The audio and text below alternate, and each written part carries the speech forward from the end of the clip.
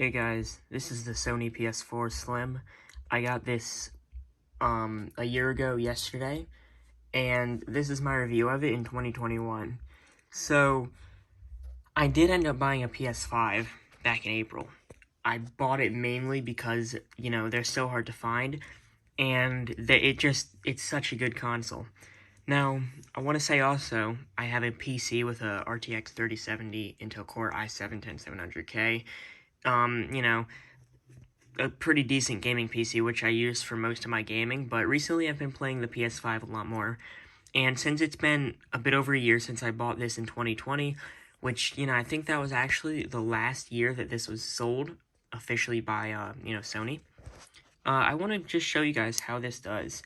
So, the last time I really used this was when I got my PS5.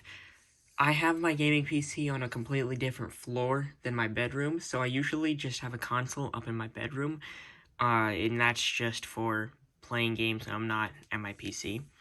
And if I take off the cover, you can actually just see how little I've used this since, the PS5 came out so close after I bought this.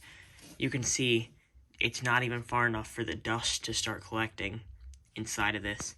And, this was probably manufactured in August 2020, but there is, no dust. Now, I haven't cleaned this out, but, one thing I think this thing does do a lot better than the PS5 is how slim it is. So this is called the PS4 Slim, but, if you look at the PS5 compared to something like the Xbox Series S, you just see how slim the Xbox looks, and this looks so slim too. This is a really nice design console in my opinion. This was designed, and made by Sony in 2016, but it just looks such, so good, especially compared to, the PS4 Pro, which I used to love that thing's design, but it just looks stupid in my opinion now.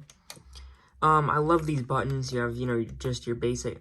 You have your basic buttons, your power, and your eject. It's really nice. Mine actually came slightly bent, I believe. If you look at it from the right angle, it looks bent. I don't know. I actually mostly fixed this just by putting this, just by putting a bunch of other consoles on it. Don't worry, I wasn't using it at that time. And every time I do use it, I take those consoles off of it. But, yeah. So, one of these PlayStation feet fell off, which sucks because these feet are really cool. Not sure if it came off there too, but looks like it did. Something I like a lot about this console compared to the PS5 is how easy it is to swap your hard drive out. So I was planning to upgrade this to an SSD when I bought it, but I ended up not doing that. But it's as easy as taking this cover off, and this drive comes out. I think there might be a screw. Yeah, there's a little screw right there. But this spinning hard drive, which is 1 terabyte, just comes out. I never had storage problems on the PS4, but I do have, a lot of storage problems on the PS5, and I'm probably going to have to add a second drive to that. But this is just very easy. All you need is a screwdriver, and, probably takes 2 minutes to remove the drive, and I really like that about this console.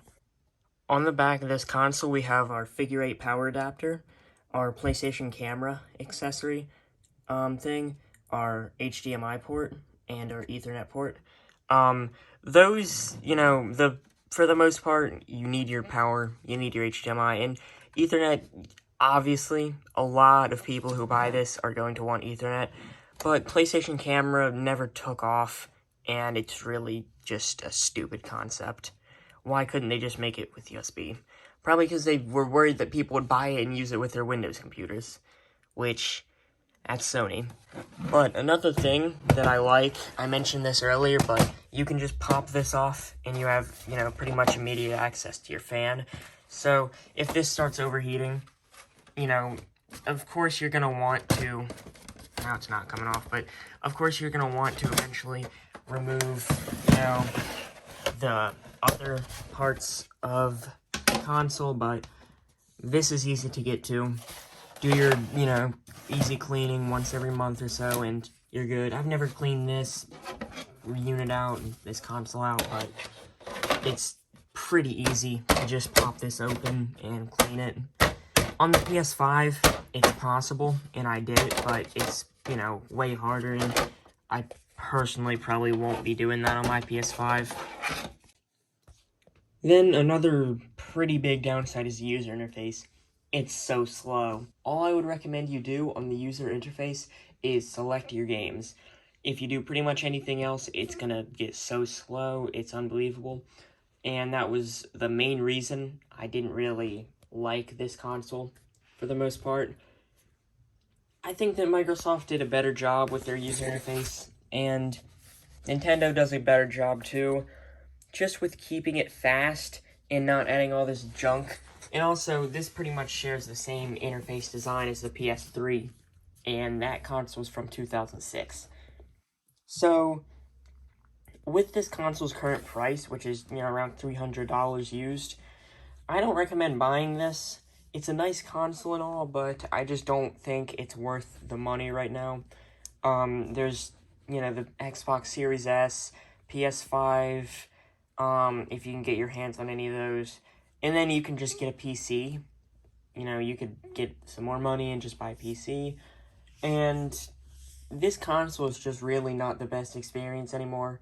It'll still play all your games, but considering it's still, around $300, since the PS5 also has cross-compatibility, where you can play PS4 games on a PS5, this is a really hard buy, and I just don't recommend it, especially with that spinning hard drive, which you can upgrade, but unless you can get a good price on this, I just can't recommend buying it.